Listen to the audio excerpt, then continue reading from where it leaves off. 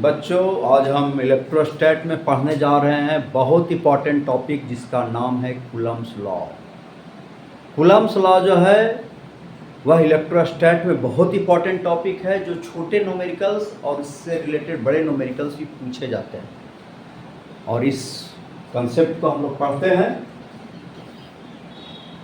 देखिए Coulomb's law क्या है।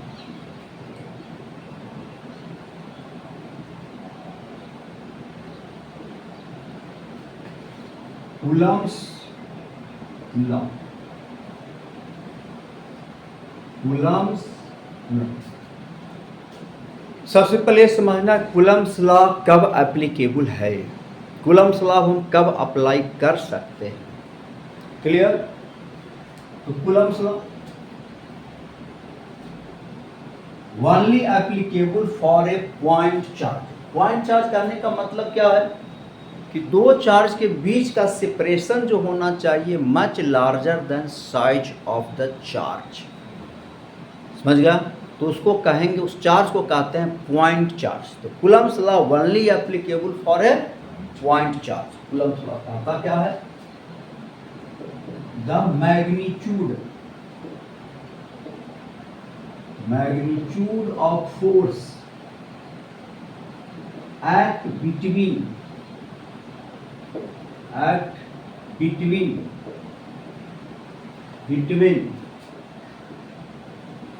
two point charge H directly proportional to magnitude of directly proportional product of magnitude, directly proportional product of magnitude of point charges, point and inversely proportional to a square of distance between them. कल क्या है? The magnitude of force act between 2 point charges is directly proportional to product of magnitude of point charges and inversely proportional to a square of distance between them. इसका मतलब है कि दो point charge के बीच में लगने वाला जो फोर्स होगा, ये दो पॉइंट चार्ज का मतलब है separation is much larger than size of the point charges. Size of the charge, size बहुत छोटा है, as a point charge separation बहुत बड़ा है। Q1 ये हो गया प्लस Q2। अब इस प्लस के बाद बीच में कौन सा फोर्स लगेगा? Repulsive force. और कूलम्बियन फोर्स जो है, इसको कूलम्बियन फोर्स कहेंगे। कूलम्बियन फोर्स जो है वह सेंट्रल फोर्स है, इसलिए दोनों के बीच में जो लाइन ज्वाइन कीजिएगा उसी लाइन पर एक फोर्स लगेगा। अब a force acting on 2d/1, ये हो गया फोर्स एक्टिंग ऑन 1d/2। 1 2 पर इधर लगाया और 2 जो है 1 पर इधर लगाया। और सेपरेशन between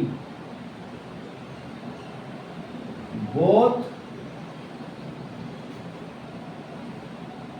charges, दोनों चार्ज के बीच का सेपरेशन। वेदन लिखो।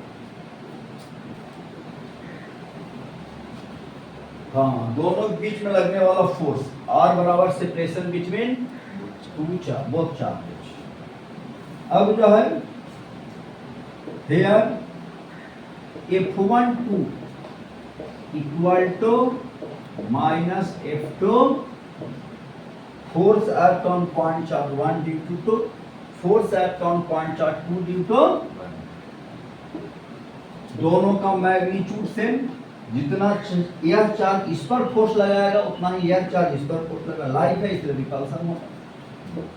फोर्स का मैग्नीट्यूड सेम, डायरेक्शन अपोजिट है इसलिए माइनस यहाँ लग गया है, बराबर क्या हो जाएगा, फोर्स का मैग्नीट्यूड है from Coulomb's law, from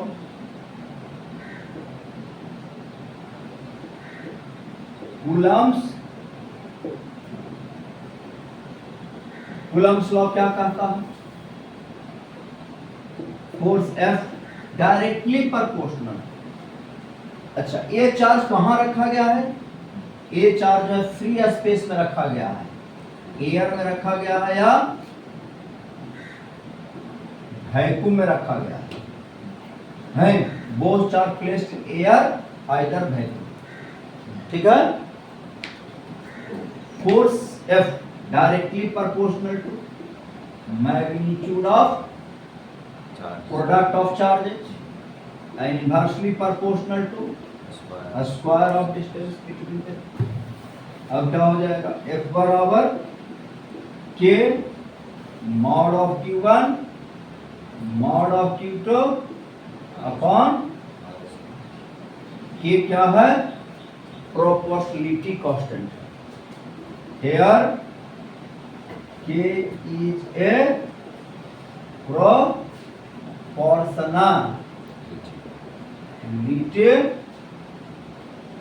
constant। अब इस कांस्टेंट का वैल्यू क्या होगा, हम कैसे फाइंड करेंगे, ये समझना है। तो हम लोग पढ़े हैं, ये दोनों चार्ज एयर में रखा गया या वैक्यूम में रखा है, इसको फ्री स्पेस भी कर सकते हैं हम, both charge placed in the free space या एयर, ठीक है। अब जो है मान लिया जाए if Q1 equal to Q2 बराबर 1 ES, 1 ES इलेक्ट्रोस्टैटिक यूनिट, और दोनों के बीच का सेपरेशन जो है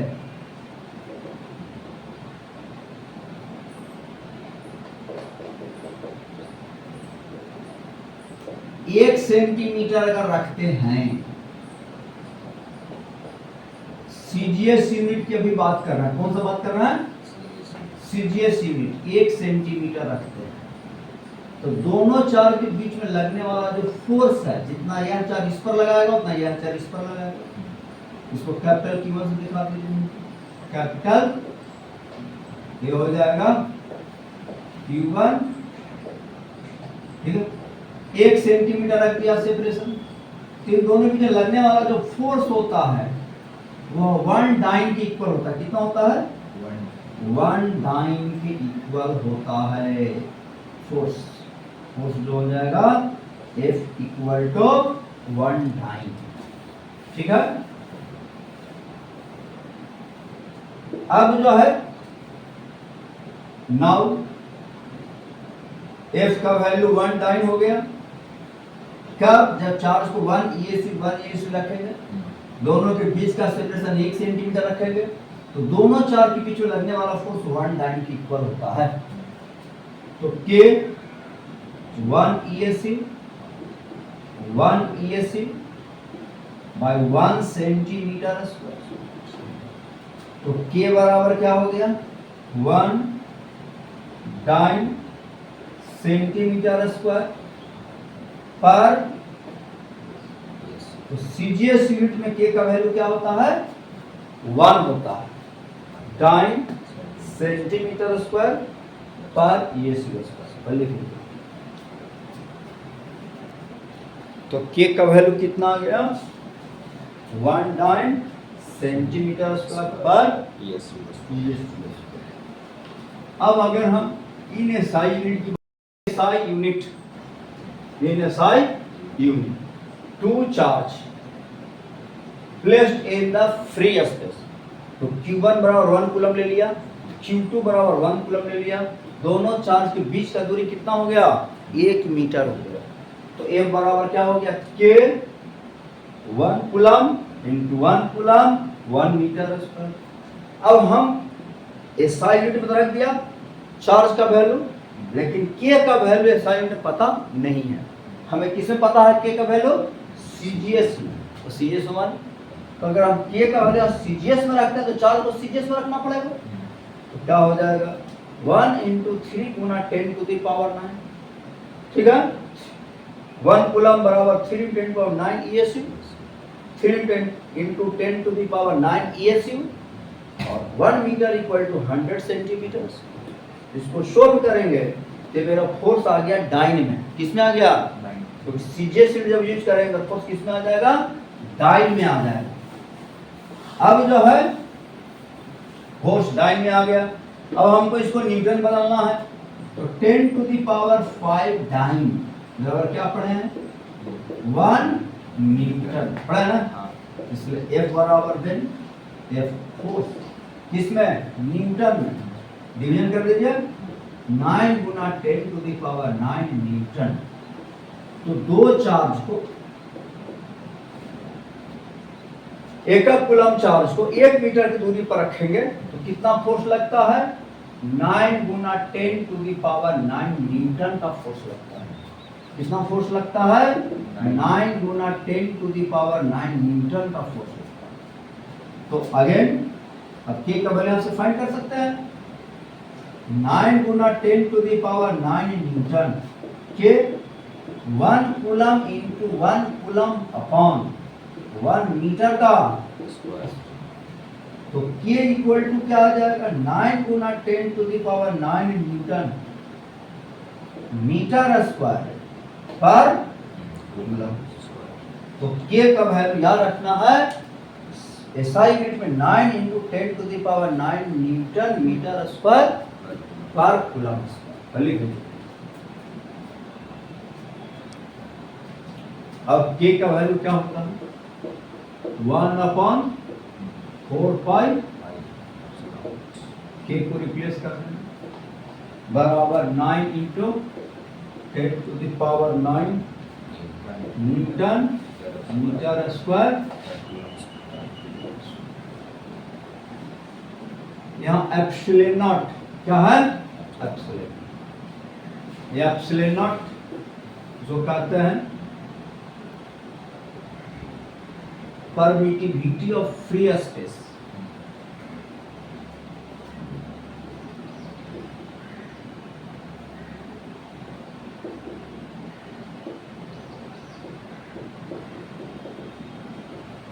फॉर फ्री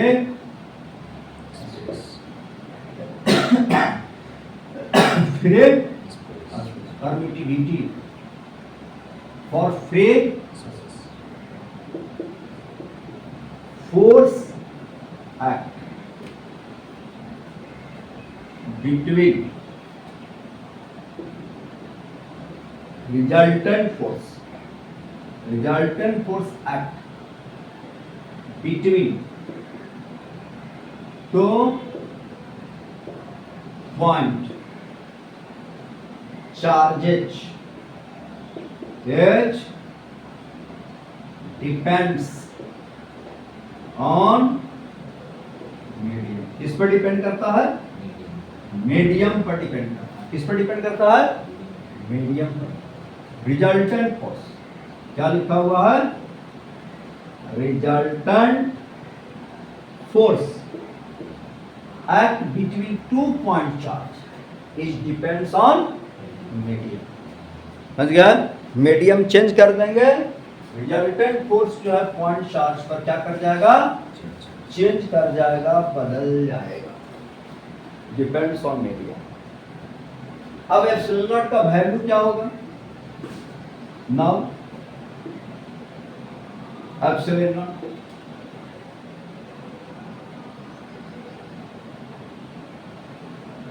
तो इसको इधर ले आइए, 1/4 पाई गुना 10 टू द पावर 9 बराबर एप्सिलॉन। तो एप्सिलॉन नॉट इसको सोल्व कीजिएगा 8.85 इंटू 10⁻⁻12। इसको इधर लाएंगे तो इसमें नीचे लाएंगे ना, यूनिट बदल जाएगा, कूलम स्क्वायर हो जाएगा पर न्यूटन मीटर। अब इस नोट का वैल्यू याद रखना है, समझ गया?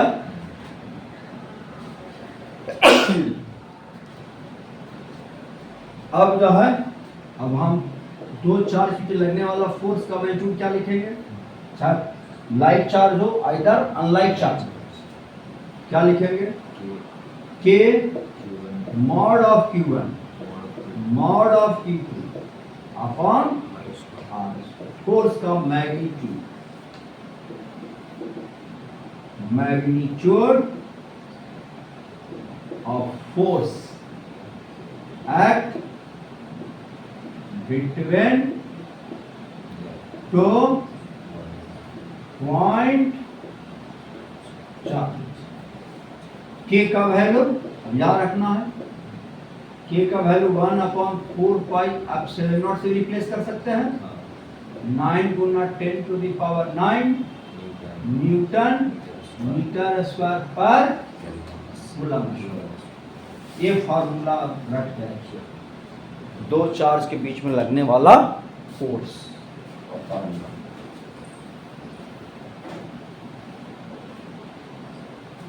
ठीक है?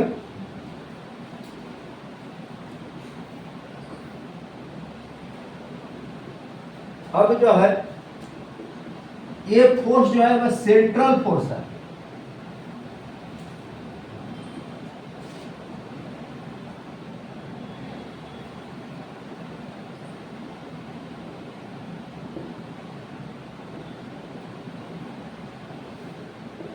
Coulombian force act between two point charge is a central as well as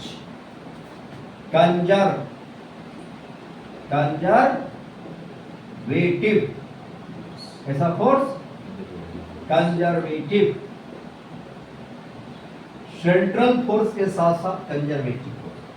Colombian force मतलब कूलम्स लॉ को जो फॉलो करने वाला जो फोर्स है वह जो है सेंट्रल फोर्स है, और कैसा फोर्स है? कोलंबियन फोर्स है। Central force as well as conservative force. Conservative force पढ़ चुके हैं बार चैप्टर में। जो फोर्स पाथ से इंडिपेंडेंट हो, इनिशियल और फाइनल स्टेट पर डिपेंड करता है, जिसके द्वारा किया गया वर्क उसको कहते हैं कंजर्वेटिव फोर्स। तो कोलंबियन फोर्स के द्वारा किया गया जो वर्क है वह किस पर डिपेंड करता है? इनिशियल और फाइनल स्टेट पर डिपेंड करता है, not depends on path travel by particle, उस पर डिपेंड नहीं करता, इसलिए कंजर्वेटिव फोर्स है। दूसरा सेंट्रल फोर्स क्यों है? क्योंकि जब भी दो चार्ज के बीच में फोर्स लगेगा तो दोनों के बीच में जो लाइन ज्वाइन करेंगे उसी लाइन के लॉन्ग लगेगा। ये नहीं कि इसके चलते कभी इधर लग गया, कभी इधर लग गया, कभी इधर लग गया, ऐसा नहीं। दोनों के बीच में लाइन ज्वाइन करेंगे, उसी लाइन पर फोर्स लगेगा, इसलिए इसको कहा जाता है सेंट्रल फोर्स। सेंट्रल फोर्स की प्रॉपर्टी है for central force, central force होने के लिए क्या होना चाहिए? हियर F क्रॉस R क्या होना चाहिए? 0 होना चाहिए। क्या होना चाहिए? 0 होना चाहिए। ऑब्वियस है, जिस लाइन के लॉन्ग फोर्स लगेगा उसी लाइन के लॉन्ग में पोजीशन वेक्टर है, R क्रॉस F हमेशा क्या होगा? 0 होगा। सेंट्रल फोर्स का R क्रॉस F जो होता है वह 0 होता है। चलिए और कूलम्स लॉ कब लगेगा समझ गए? कूलम्स लॉ जब भी लगाएंगे तो दो पॉइंट चार्ज के बीच में लगाएंगे। दो पॉइंट चार्ज का मतलब क्या हुआ कि दो चार्ज के बीच का सेपरेशन लार्ज होना चाहिए in comparison to size of the charges. ठीक है, उसको पॉइंट चार्ज कहेंगे। फॉर्मूला क्या हुआ? F बराबर K Q1 Q2 upon R square. ये फोर्स किसको फॉलो करता है? इनवर्स स्क्वायर लॉ को कोई पूछ दे, इलेक्ट्रोस्टैटिक फोर्स किसको फॉलो करता है?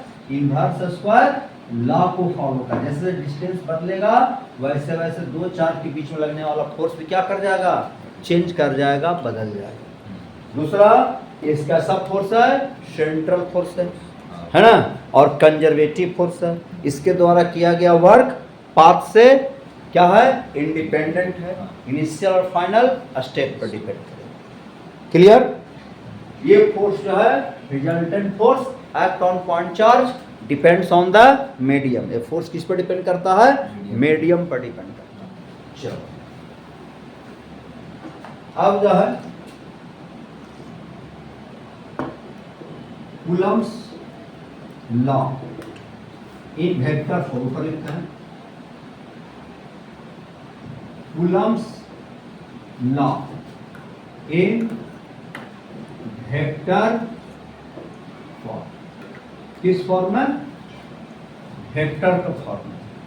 कूलम्ब्स लॉ किसके फॉर्म में है, वेक्टर के फॉर्म में। देखो X axis, Y axis, Z axis. मान लो कि दो पॉइंट चार्ज को हम स्पेस में रख दिया, फ्री स्पेस में। कहां रखा है, फ्री स्पेस।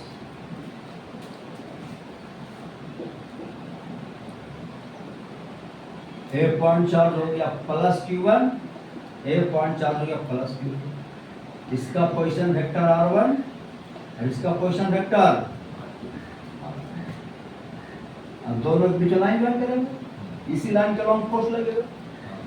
अगर हम इस पर फोर्स की बात करेंगे तो force act on two due to, इस पर फोर्स की बात करेंगे तो force act on one due to, है ना।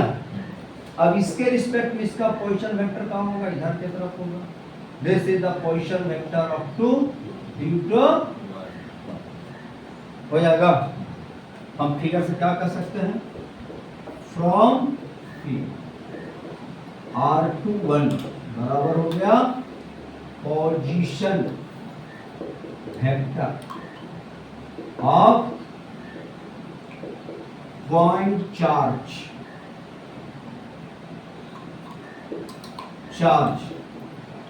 Q2 with respect to point charge Q1, है ना। और एक ओरिजिन के रिस्पेक्ट में दोनों पॉइंट चार्ज का पोजीशन R1 और R2। तो ट्रायंगल लॉ से क्या कर सकते हैं, ट्रायंगल लॉ फर्स्ट के हेड से पहला का टेल से दूसरा का, इन दोनों का ये क्या होगा, रिजल्टेंट होगा। Here R1 plus R21 equal to होगा ट्रायंगल लॉ से। R21 बराबर क्या होगा, R2 माइनस हो जाएगा। अब हम यूनिट वेक्टर अगर लिखना चाहते हैं R21 के डायरेक्शन में तो R21 कैप होगा। R21 कैप बराबर क्या हो गया, यूनिट वेक्टर अलोंग R21 होगा। अब इस यूनिट वेक्टर क्या ले सकते हैं, R21 cap equal to R21 vector upon mod of R2 minus R1। चलिए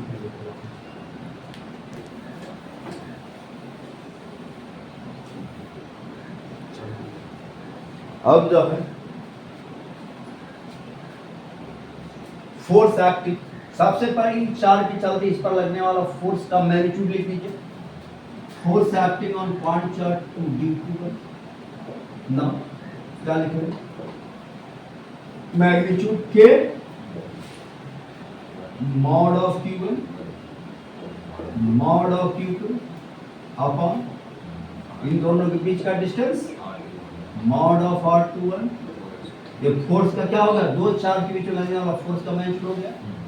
इस फोर्स का डायरेक्शन किधर की तरफ है, R21 पोजीशन वेक्टर के डायरेक्शन में, तो R21 कैप से गुना करते हैं। अब जो है के mod of Q1 mod of Q R21, अब R21 क्या बराबर कर सकते हैं, R21 वेक्टर इसके मैग्नीट्यूड से भागा दे देंगे, यूनिट वेक्टर के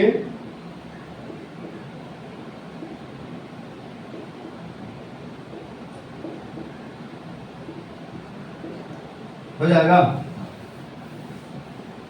ये वेक्टर फॉर्म। अब R21 का वैल्यू भी रख सकते हो के mod of Q1 mod of Q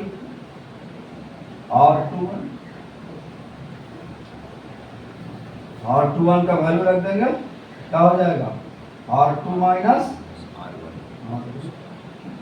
into R21 vector R2 minus ये भी लिख सकते हैं, ठीक है। उसी तरह से सिमिलरली इसी प्रकार से F12 क्या लिख सकते हैं, force acting on one due to, इसके इधर फोर्स लगेगा तो फोर्स का पहले मैग्नीट्यूड के Q1 मॉड ऑफ R1, अब इसके चलते इधर पोजीशन वेक्टर R21 का R12 का इधर की तरफ हो जाएगा R12, इसके चलते इसका पोजीशन वेक्टर इधर की तरफ होगा ना, here R12 minus sign of R2 है ना, इसी चलते हम लिख सकते हैं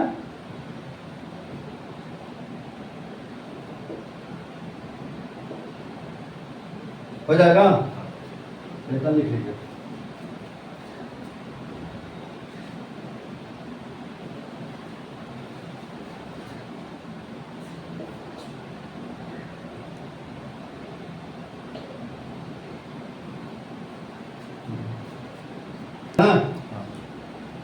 दोनों मैग्नीट्यूड में सेम डायरेक्शन में है, ये हो गया तुम्हारा वेक्टर फॉर्म, समझ गया।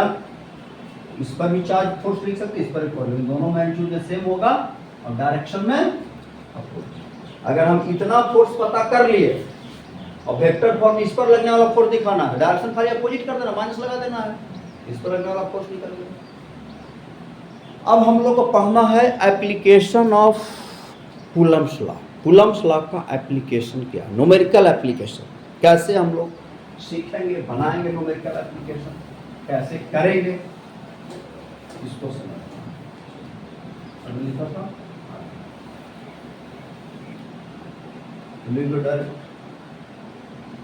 नाउ इस तरह से लिख सकते हैं F12 बराबर करंट माइनस दोनों का मैग्नीट्यूड सेम होगा, डायरेक्शन क्या हो जाएगा आपको।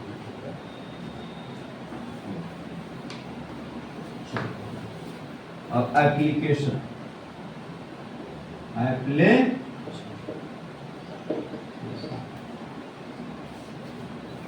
पहला एप्लीकेशन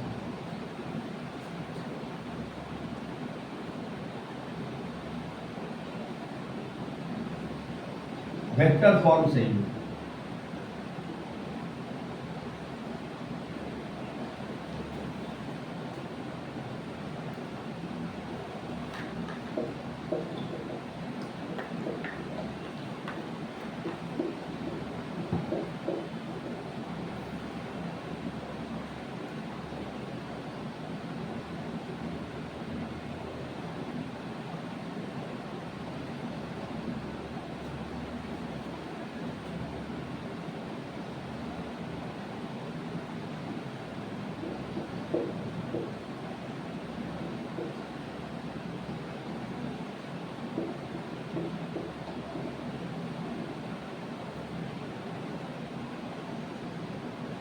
ये दो चार्ज जो है स्पेस में रखा गया, एक पर चार्ज है Q1 1 माइक्रोकूलम, दूसरे पर चार्ज है Q2 -2 माइक्रोकूलम, दोनों का कोऑर्डिनेट दिया हुआ।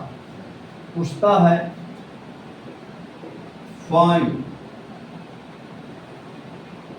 फोर्स एक्ट बिटवीन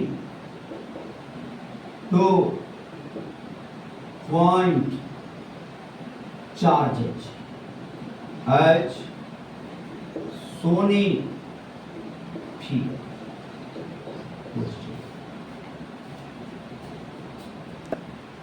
माइनस में है ना, तो इसके चलते इस पर फोर्स किधर लगेगा, दोनों के बीच पर लाइन ज्वाइन करेंगे, लाइन ज्वाइन करेंगे। इसके चलते इस पर फोर्स अट्रैक्टिव लगेगा, इधर लगेगा। इसके चलते इस पर फोर्स इधर लगेगा, दोनों तो मैग्नीट्यूड में सेम होगा और डायरेक्शन में फोर्स का मैग्नीट्यूड कितना होगा। F12 की बात करें चाहे F21 की बात करें तो बराबर तो F होना है। F बराबर क्या लिखा मैग्नीट्यूड में, K mod of Q1 mod of Q2 upon दोनों के बीच का डिस्टेंस मॉड ऑफ R, है ना। अब F बराबर मॉड ऑफ R क्या निकलेगा है, मॉड ऑफ R, पहले R वेक्टर लिख दो। क्या लिखो R वेक्टर, एरिया यहां से यहां का पोजीशन वेक्टर है ना। हेड के कोऑर्डिनेट में से टेल का कोऑर्डिनेट घटा देंगे, 3 minus I cap plus -1 -0 J cap plus -2 minus. अब क्या हो जाएगा, R vector equal to 2 I cap minus J cap -4 K cap. R vector का मैग्नीट्यूड 2 दूनी 4, 4 चौका √21। कोई दिक्कत। फोर्स का मैग्नीट्यूड कितना, F बराबर यहाँ से कैलकुलेट कर लेंगे, 9 गुना 10 टू द पावर 9 के का वैल्यू पढ़ चुके हैं। Q1 Q2, Q1 का मैग्नीट्यूड 1 है, Q2 का मैग्नीट्यूड 2 है, 1 गुना 2 कितना हो जाएगा 2 इंटू 10 टू द पावर -12, 6 ना माइक्रो है, ये भी माइक्रो में है, -12 अपॉन डिस्टेंस का स्क्वायर आर स्क्वायर 21 आएगा। F बराबर 3 की 9 6 बाई 10 टू द पावर -3। इतना तो फोर्स का मैग्नीट्यूड आ गया। अब इसको हमको वेक्टर के फॉर्म में लिखना तो कैसे लिखेंगे, तो लिखो। अब क्या लिख देखिए, अब हमको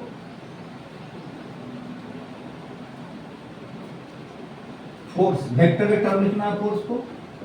F वेक्टर बराबर क्या लिखेंगे 6y7 गुना 10 टू द पावर -3 इनटू। अब देखो इसके रिस्पेक्ट में इसका पोजीशन वेक्टर किधर है, इधर एक फोर्स इधर लग रहा, इसका यूनिट वेक्टर कितना -r cap, r cap r vector इधर है, r कैप इधर आएगा, unit vector r cap pattern इधर आएगा, लेकिन फोर्स इधर लग रहा ना, तो फोर्स -r कैप के डायरेक्शन में फोर्स लग रहा है, -r कैप से गुणा करके। अगर प्लस यहाँ भी प्लस रहता है, यहाँ भी प्लस रहता तो पोजीशन वेक्टर डायरेक्शन में फोर्स लगता है, यहाँ प्लस r कैप लिखते हैं। अब F वेक्टर बराबर 6y7 r कैप बराबर r vector upon mod of r vector निकाल चुके थे ना, क्या था 6y7 -3 माइनस यहाँ निकालना, r vector 2y cap minus j cap minus क्या था अपॉन मॉड ऑफ r। तो लिख सकते हैं वेक्टर के टर्म में equal to 6 upon 7 root into 10 to the power -3 2y cap, और इसको सिंप्लीफाई कर सकते हैं 7 इंटू 3, तो क्या आ जाएगा? अच्छा √7 ठीक नहीं ना, ठीक है। वेक्टर का फॉर्म जानते हैं। अगर इस पर देखना होगा तो प्लस में लिख देंगे, इस पर देखना तो माइनस। दूसरा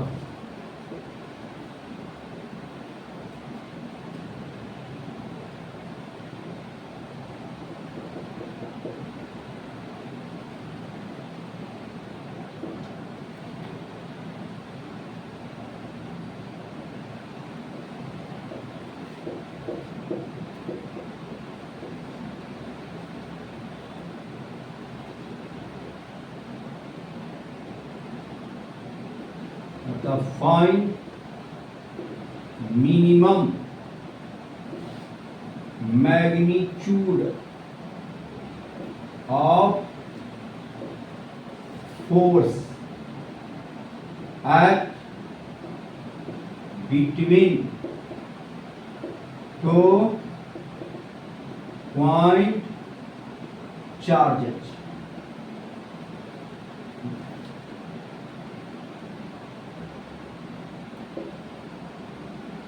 Equal point charges when separation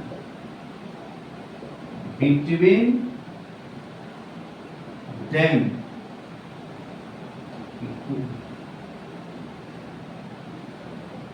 equal to 1 meter.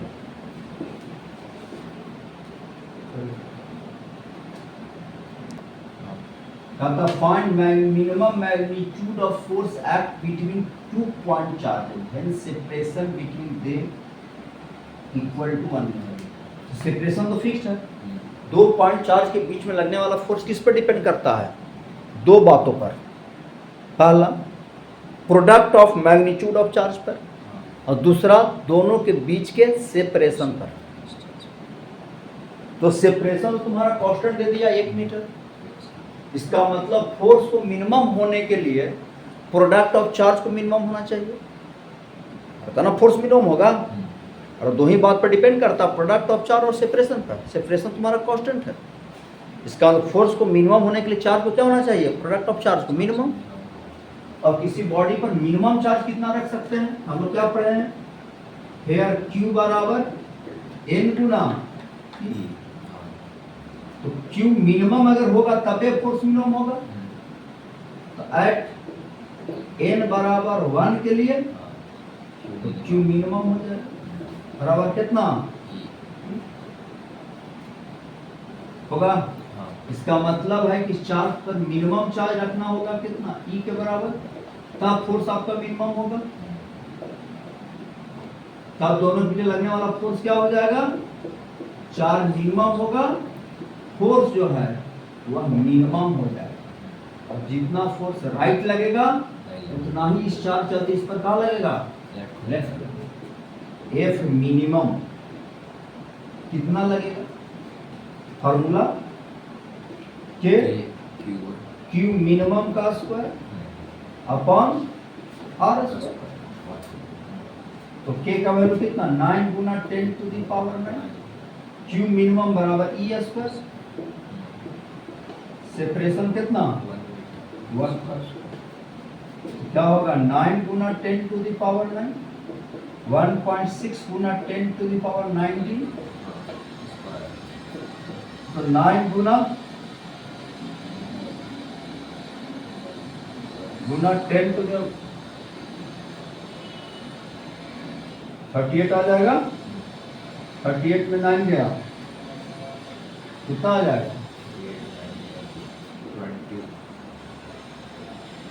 38 में 9 चला गया, 29 आएगा ना।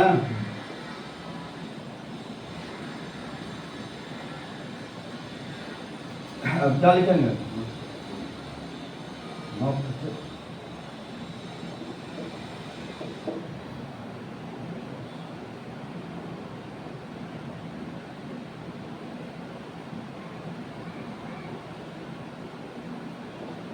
10 to the power हो जाएगा।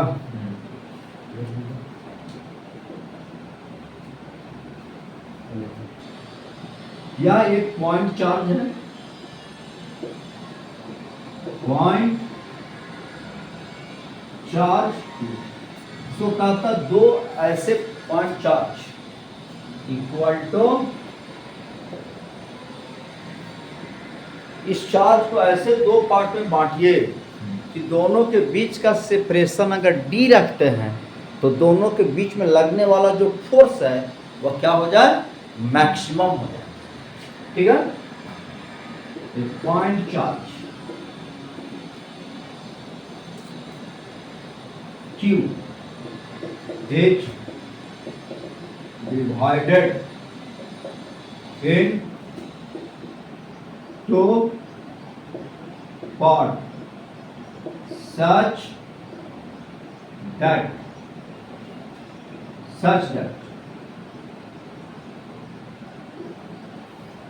force act between them becomes maximum for particular separation D.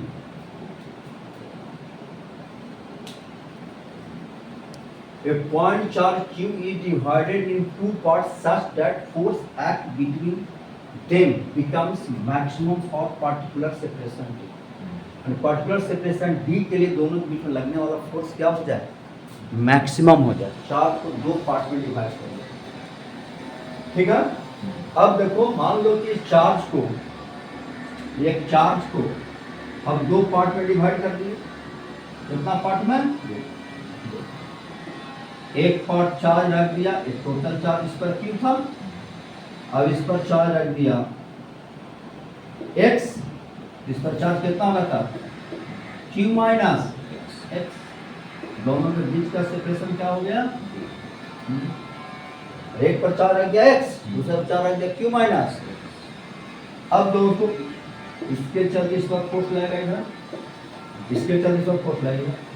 दोनों पर लगने वाला फोर्स इक्वल मैग्नीट्यूड अपोजिट। अब F बराबर क्या लिखेंगे? K Q गुना X अपॉन दोनों के बीच का सेपरेशन कितना है? अब K और D तो फिक्स्ड है, तो फॉर मैक्सिमा एंड मिनी क्या पढ़े हैं? df by dx बराबर क्या होगा? तो dy dx क्या होगा? Upon equal to K ds का तो कांस्टेंट है, dy dx x cube equal to ऊपर लिख रहा है तो डिफरेंशिएट करेंगे तो q minus 2x equal to x बराबर qy। इसका मतलब x का एक ही वैल्यू आया है, तो इस फोर्स x के इस वैल्यू के लिए तो फोर्स मैक्सिमम होगा, है ना। तो F मैक्स बराबर क्या लिखेंगे? K Q by 2 Q minus Q by 2 D square, तो मैक्सिमम फोर्स क्या हो जाएगा के क्यू स्क्वायर अपॉन डी। इसका मतलब है कि दोनों चार्ज को दो इक्वल पार्ट में डिवाइड करेंगे। हाँ, हैं दो चार्ज कैसे डिवाइड करेंगे? इक्वल पार्ट में डिवाइड करेंगे। नहीं, चार्ज को दो इक्वल पार्ट में डिवाइड कर देंगे तो दोनों के बीच में लगने वाला फोर्स क्या हो जाएगा? मैक्सिमम होगा फॉर पार्टिकुलर सेपरेशन। किसके लिए? डी के लिए। चलिए एक जेई मेन और एडवांस में पूछ चुका है, समझिए। तीसरा कहता है कि एक दो पॉइंट चार्ज है, इस पर चार्ज 3Q है, इस पर चार्ज 2Q है, दोनों के बीच का सेपरेशन D। कहता है इससे चार्ज इसमें कितना ट्रांसफर कर दें कि दोनों के बीच में लगने वाला जो फोर्स है वह मैक्सिमम हो जाए। तो find amount of charge H transfer between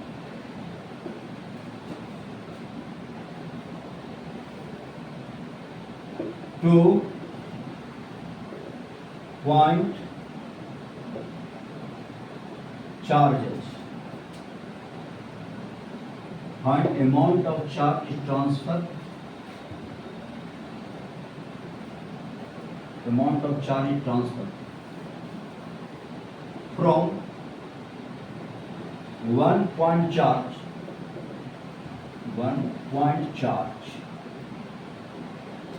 to another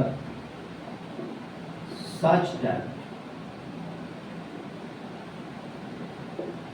force act between them becomes maximum for separation between them equal to D. Find amount of charge is transferred from one point charge to another point charge point another point, ठीक है, such that force act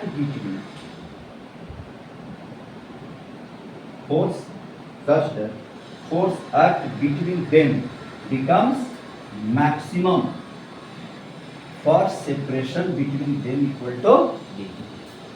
तो क्या करेंगे? तो मान ले कि इस चार्ज से एक्स अमाउंट ऑफ चार्ज को हम इसमें ट्रांसफर कर दिए। क्या कर दिए? एक्स बराबर amount of charge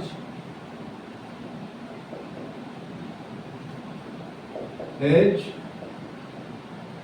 transfer 3Q से, तब क्या हो जाएगा? अब बताइए, अब क्या होगा? इस पर चार्ज 3Q माइनस एक्स होगा, इस पर चार्ज कितना? 3Q plus transfer. अब क्या होगा? सेपरेशन। फोर्स क्या लिखेंगे? जितना राइट लगेगा उतना ही इस पर लेफ्ट लगेगा। के QQ plus upon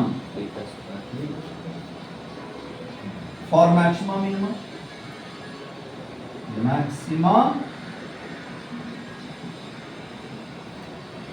and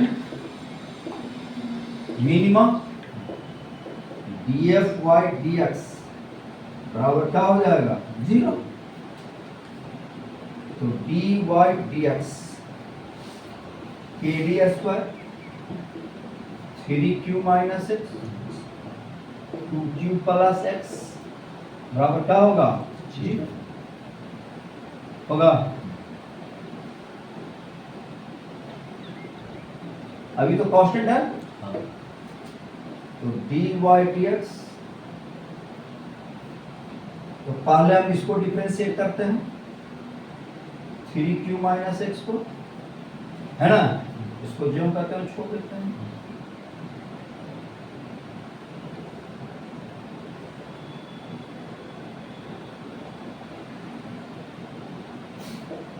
plus अब हम इसको जो करते हैं छोड़ देते हैं और इसको डिफरेंशिएट करते हैं, बराबर क्या हो जाएगा 0। अब क्या करेंगे, इसको डिफरेंशिएट करेंगे, ये तो कांस्टेंट है तो 0 हो जाएगा। तो 0 माइनस एक्स का क्या हो गया 1 इंटू 2q प्लस एक्स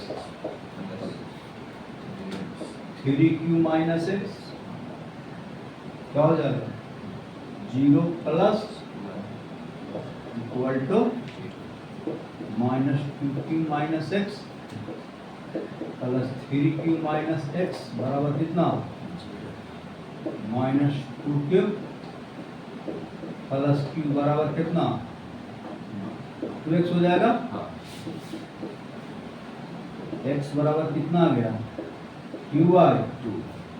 इसका मतलब है कि चार्ज क्या क्या हो गया, एक पर चार्ज हो गया 3q माइनस q बाई 2, 3 नीचे 5q बाई 2, और दूसरा पर चार्ज हो गया 2q plus q by 2 5q by 2। इसका मतलब याद रखो कि इस पर चार्ज अगर 3q है, इस पर चार्ज 2q है, तो दो चार्ज के बीच में लगने वाला फोर्स को अगर मैक्सिमम होना है पर्टिकुलर डिस्टेंस के लिए, तो दोनों पर चार्ज का सम का आधा आधा कर दो।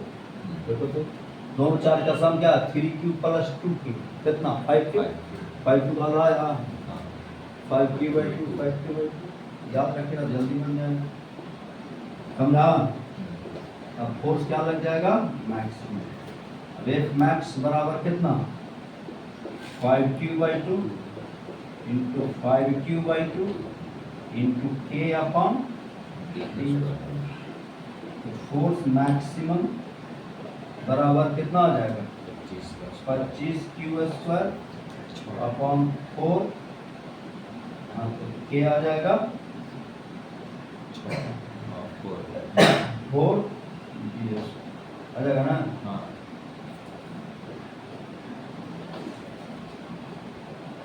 मैक्सिमम फोर्स रहेगा कौन सा फोर्स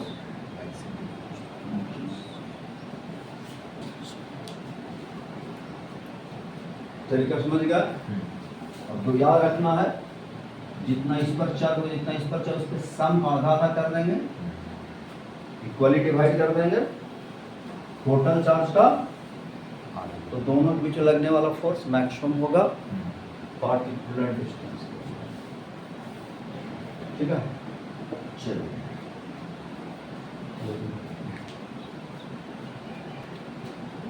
नंबर 5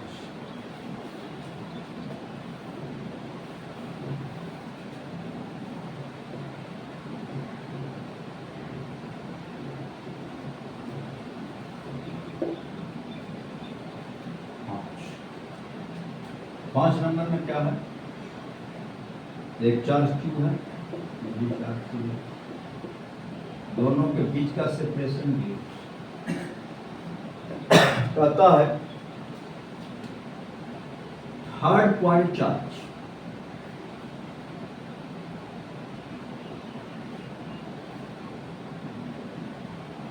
तो कहां रखा जाए कि दोनों के बीच में लगने वाला इसके चलते लगने वाला जो फोर्स हो थर्ड चार्ज पर वो मैक्सिमम हो। क्या हो, मैक्सिमम। ये रखा गया है एक्स एक्सिस पे, इधर हो गया वाई एक्सिस। इस चार्ज को रखा गया ओरिजिन पे, जिसका कोऑर्डिनेट है 0, इसका इसको डिस्टेंस को 2d कर देते हैं। क्या करता है, तो ये कोऑर्डिनेट है 2d, पूछता है third charge,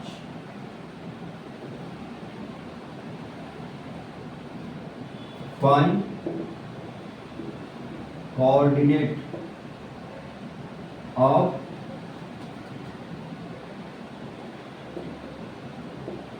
third point charge at perpendicular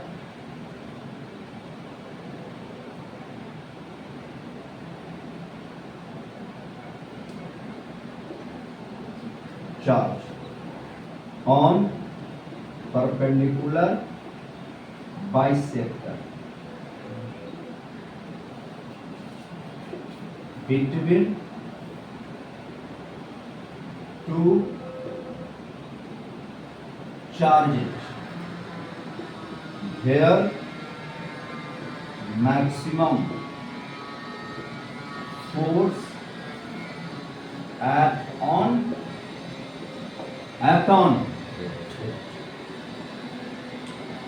दो चार्ज का 2d इक्वल टू सेपरेशन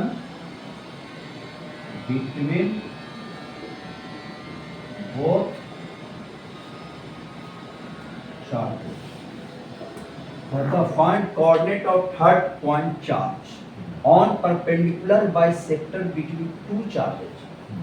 ठीक है, here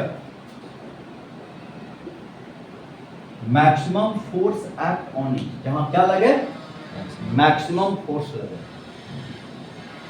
2d बराबर सेपरेशन बिटवीन। मान लिया जाए हमने चार्ज क्यू यहां रख दिया, थर्ड पॉइंट चार्ज क्यों लिख देता है, जिसके चलते इस पर फोर्स मैक्सिमम लगना है, कोऑर्डिनेट पूछता है। तो परपेंडिकुलर बाय सेक्टर पर कोऑर्डिनेट पूछता है, तो एक कोऑर्डिनेट तो तुम्हारा यहां से डी हो गया, परपेंडिकुलर बाय सेक्टर में तो इक्वली डिवाइड करने वाला लाइन।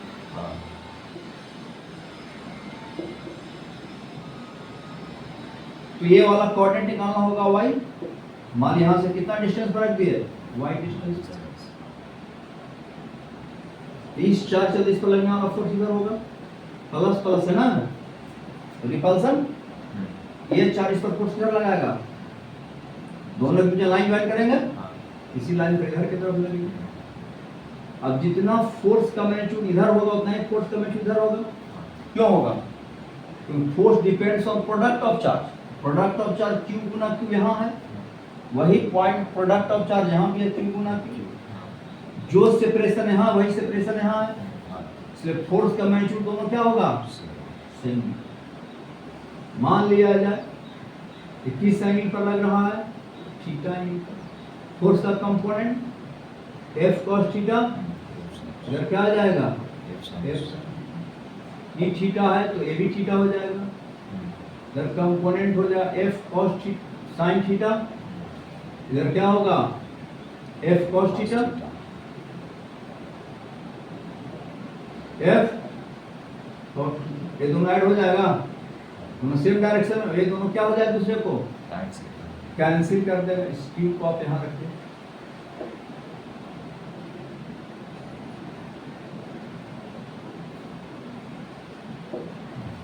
ठीक है। तो क्या हो जाएगा, resultant force, resultant equal to 2F cos theta along y axis हो जाएगा। रिजल्टेंट फोर्स बराबर 2F, ए बराबर क्या लिखेगा, Q into Q upon R square, और ये थीटा है तो भी थीटा हो जाएगा, तो cos थीटा क्या होगा? बेस हाइपोटेनस, तो resultant force 2kq upon R cube, क्या लिख देंगे? 2kq।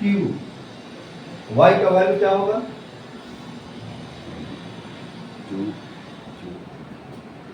y तो y रहेगा ही, r का वैल्यू क्या होगा? t square plus y square whole पर पावर 3 हो जाएगा। हम मैक्सिमम मिनिमा से कैलकुलेट लिखेंगे कितना? मैक्सिमा एंड मिनिमम, मैक्सिमम क्या लिखेंगे? df y रिजल्टेंट को df बराबर 0, dy dx रख देंगे value 2k cube y whole पर power equal to 2k cube तो कांस्टेंट है, इधर चल जाएगा dy dx। अच्छा y वेरिएबल है ना, dy y वेरिएबल है, dy लिख दीजिए। किस डिस्टेंस पर रखें तो y वेरिएबल है ना, तो dy बाई dx, तो फोर्स को y के रिस्पेक्ट डिफरेंशिएट करेंगे, 0 कर देंगे, y अपॉन तो यहाँ 2d डिस्टेंस लिया था ना, हाँ 2D 4d स्क्वायर हो जाएगा, क्या हो जाएगा? 4D 4d स्क्वायर हो जाएगा, 4d स्क्वायर प्लस होल पर पावर है ना, यहाँ का डिस्टेंस 2d है, ओ 2d है तो ठीक है, d और y सॉरी ठीक था, ये d हो गया, ये y हो गया, तो r हो जाएगा ना, कर ठीक है, कर लिख लिया ना, हाँ ये d हो गया, y हो गया, r हो गया, यहाँ एंगल 90 डिग्री है, r equal to root under d square plus, अब मैक्सिमम मिनिमम यूज कर लो, अब डिफरेंशिएट करो, u y v के फॉर्म में है, तो पहले इसको डिफरेंशिएट करेंगे, पहले इसको लिखेंगे d square plus upon dy y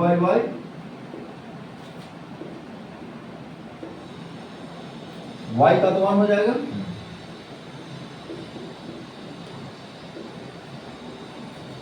minus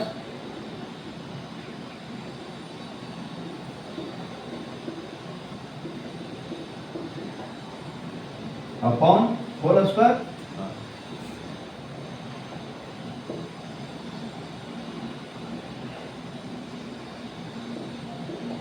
equal to, इसको सोल्व करेंगे तो डी स्क्वायर 3/2 y का 1 आ जाएगा, minus y into 3/2 D square plus y square को y के रिस्पेक्ट में इक्वल टू 2 से 2 कैंसिल, तो y square plus D square plus whole पर पावर 3/2 माइनस y स्क्वायर, यहाँ पर क्या होगा 3/2 माइनस आएगा ना, 3/2 माइनस 1/2 इक्वल टू, ये लिख दिया,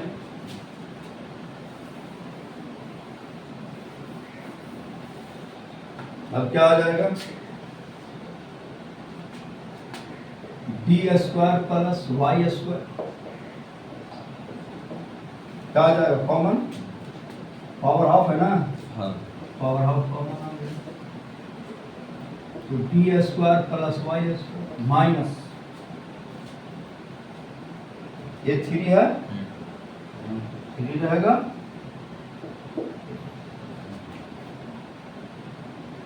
y into Y, Y square हो गया, हाँ ठीक है, क्या हो जाएगा 3y स्क्वायर इक्वल टू जी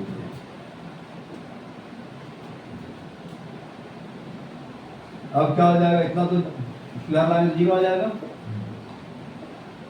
तो D square plus minus 2y square equal to, तो y बराबर क्या होगा डी स्क्वायर बाई का रूट डी वाई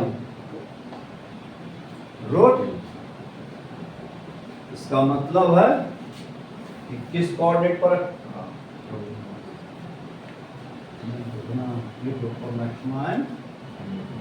और दो चार्ज के बीच का सेपरेशन अगर d है, दो चार्ज के बीच का सेपरेशन क्या है 2d है, तो परपेंडिकुलर बाइसेक्टर पर कितना डिस्टेंस पर चार्ज पर रखेंगे d बाय रूट 2 डिस्टेंस पर रखेंगे, कभी क्वेश्चन में d दे देगा तो d बाय 2 रूट 2 आ जाएगा, अरे d 2d है तो d बाय रूट 2 है, तो अगर d रहेगा तो क्या होगा d का आधा d बाय 2 होगा, वो कर रूट 2 d बाय 2 रूट 2 हो जाएगा, तो क्वेश्चन ठीक से पड़ेगा, दो चार्ज के सेपरेशन d, तो थर्ड चार्ज को अगर परपेंडिकुलर बाइसेक्टर में कहां रखेंगे तो फोर्स मैक्सिमम लगेगा d बाय 2 रूट 2, क्या d रहेगा दो चार्ज के बीच का d रहेगा, अब 2d रहेगा तो d बाय, तो क्वेश्चन में तो 2d था, कोऑर्डिनेट क्या होगा तो coordinate of third point x वाला तो d बाई 2 रहेगा, origin sir, perpendicular bisector line पर जाना है ना, दूसरा हो जाएगा d बाई, समझ गया,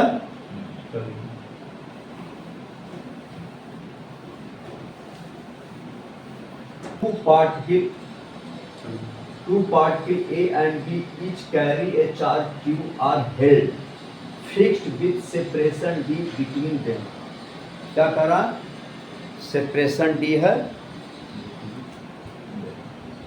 a particle C having the mass M and charge Q is kept at middle point of the line AB, line AB कहाँ रखा गया है मिडिल पॉइंट पे रखा गया है, कहता है if each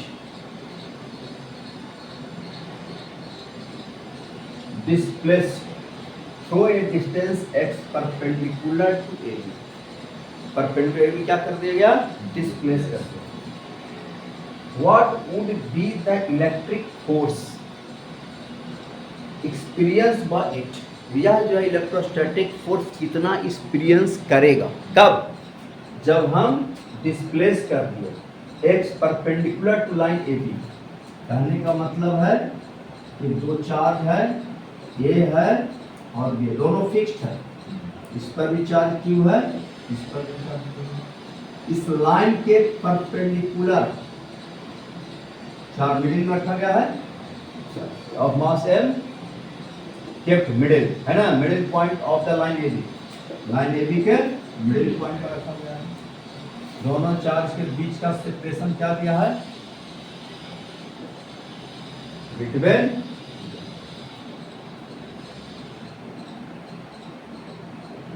सेपरेशन D है ना, D, और इसको लाइन AB के परपेंडिकुलर डिस्प्लेस कर दिया गया कितना, तो कहा था इलेक्ट्रोस्टैटिक फोर्स कितना एक्सपीरियंस करेगा, कितना एक्सपीरियंस करेगा,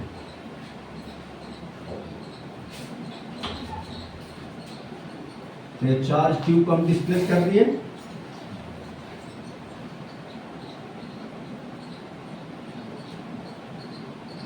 इसके चलते इस पर फोर्स किधर लगेगा, इधर लगेगा, इसके अंदर किधर लगेगा प्लस प्लस है ना, दोनों की लाइन ज्वाइन कीजिएगा, यही लाइन इधर लगे नहीं, ये चार के चलता है, इस चार की लाइन और लाइन ज्वाइन करें, सेंट्रल फोर्स है ना, इसके वही पढ़े हैं। ये एंगल कितना, ये भी एंगल कितना, जितना फोर्स इसके चलते इस पर इस डायरेक्शन में लगेगा, उतना ही फोर्स इसके चलते इस पर इस डायरेक्शन में लगेगा। क्यों? तो प्रोडक्ट ऑफ चार्ज जो यहाँ है वही यहाँ है, सेपरेशन जो यहाँ है वही यहाँ है। सेपरेशन से प्रोडक्ट ऑफ चार्ज से तो फोर्स भी सेम। इस फोर्स का दो कंपोनेंट, F cos थीटा, इधर क्या होगा F sin थीटा, इधर क्या हो जाएगा F sin थीटा, इधर क्या होगा F cos थीटा। कोई दिक्कत? अब हम फोर्स, रिजल्टेंट फोर्स, ये दोनों तो कैंसिल आउट हो जाएगा, तो resultant force, resultant equal to 2F, इधर की तरफ y के डायरेक्शन में, ऊपर की तरफ हो जाएगा। अब 2F, F बराबर क्या लिखेंगे, K Q, दोनों के बीच का एक्सप्रेशन कितना है, cos थीटा क्या लिखेंगे, थीटा देवी थीटा हो जाएगा, base upon hypotenuse x y r हो जाएगा, तो 2KQX अपॉन, तो Q हो जाएगा तो d square by 4 plus x square और power 3 by d by 2, root value आ जाएगा तो पावर 3 बाई 2, तो इतना लिख लीजिए।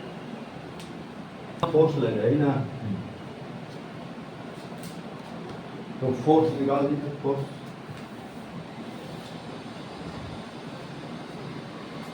तो रिजल्टेंट फोर्स कितना आ गया 2KQQ upon d square by 4 plus whole पर पावर, इतना फोर्स लगेगा। किसका आंसर आ गया, एक का। बी का क्या होगा, कहता electric force experience by it assume x much less than t, if x much less than t, तब तो x स्क्वायर तो बहुत छोटा हो जाएगा, नहीं इसको तो निगलेक्ट करते हैं, तब क्या हो जाएगा f बराबर 2k x, तो d स्क्वायर बाई 4, इसको निगलेक्ट कर दिया, पावर 2KQQ अपॉन dQ आ जाएगा, 2 का स्क्वायर 8 आ जाएगा, है ना, 8 बाई 8 क्या आ जाएगा, F बराबर 16 के और into that is force directly proportional to, so अगला क्वेश्चन क्या कहता है, C under what condition will the particle C execute SHM, execute SHM motion कब करेगा, for a small displacement, small displacement find time period. अब ये SHM motion कब करेगा, force directly proportional to x हो चुका है स्मॉल डिस्प्लेसमेंट के लिए, लेकिन ये फोर्स कैसा होना चाहिए, रेस्टोरिंग होना चाहिए। ये फोर्स कहाँ लग रहा है, ऊपर लग रहा है, ये फोर्स नीचे लगता है, डिस्प्लेस कर रहे हैं ऊपर, और फोर्स भी लग रहा है ऊपर, और SHM में भी नहीं करेगा, हाँ डिस्प्लेस कर ऊपर, फोर्स कहाँ लगे, नीचे, तो नीचे कब लगेगा, जब ये चार्ज निगेटिव हो जाएगा तब नीचे लगेगा। जब चार्ज निगेटिव होगा तो देखो ये चार्ज इधर अट्रैक्ट करेगा, ये वाला इधर अट्रैक्ट करेगा, तो नेट फोर्स कहाँ लगेगा, नीचे। समझ गया? इसका मतलब सी नंबर में here point charge C must be then so simple harmonic. तब रेस्टोरिंग फोर्स कितना लग जाएगा? रेस्टोरिंग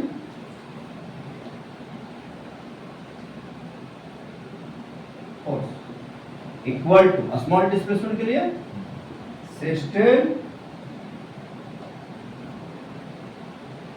और गुना x x much less than d हो जाएगा। हाँ अब रेस्टोरिंग फोर्स तो नीचे रहेगा, डिस्प्लेसमेंट के अपोजिट।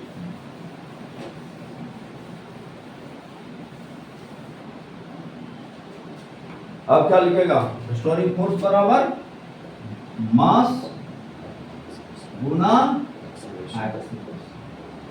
सिस्टम के वैल्यू रख दो 4 पाई एप्सिलॉन नॉट। ठीक है, हो जाएगा और into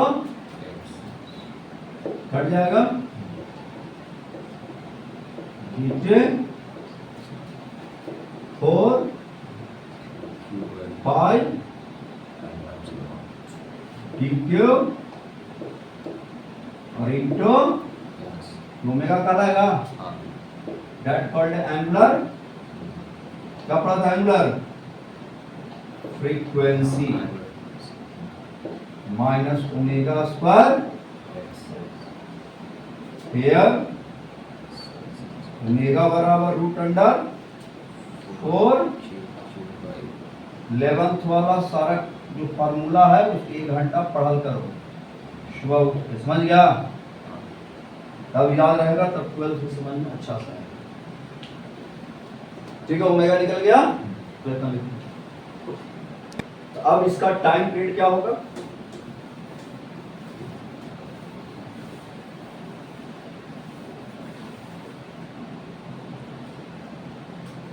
time period time period क्या हो? 2 pi by omega, omega value root under upon pi epsilon not D cube equal to ऊपर चला जाएगा तो क्या हो जाएगा? 2 pi root pi D cube M upon 4। इसको अंदर लेके चले जाइए, इसको 2 पाई को 4 पाई स्क्वायर आ जाएगा अपॉन